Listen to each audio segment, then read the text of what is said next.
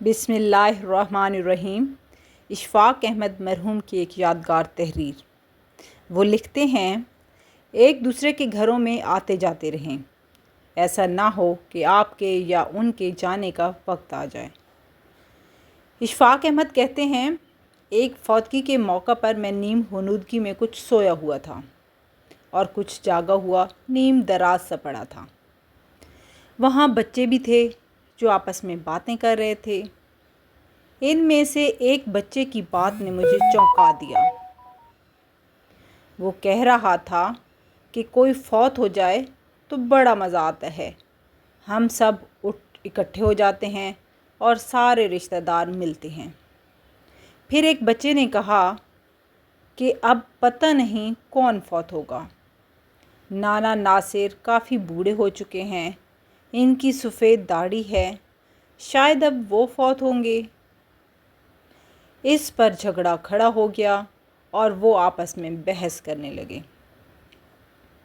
कुछ बच्चों का मौक़िफ़ था कि फुप्पी ज़हरा काफ़ी बूढ़ी हो गई हैं, वो जब फौत होंगी तो हम इंशाअल्लाह फैसलाबाद जाएंगे और वहाँ मिलेंगे और खूब खेलेंगे। ख़वातीन व हज़रात, मैं आपको एक खुशखबरी दूँ कि इस बहस में मेरा नाम भी आया।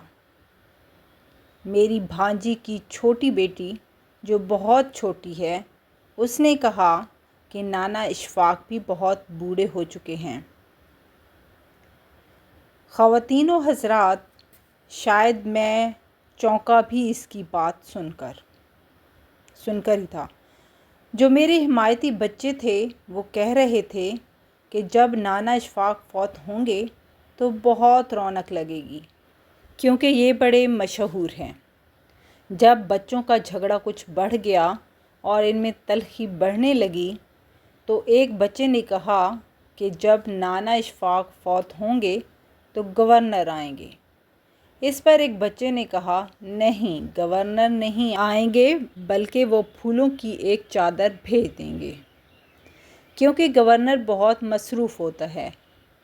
तुम्हारे दादा या नाना अबू इतने भी बड़े आदमी नहीं कि इनके फौत हो जाने पर गवर्नर आएंगे।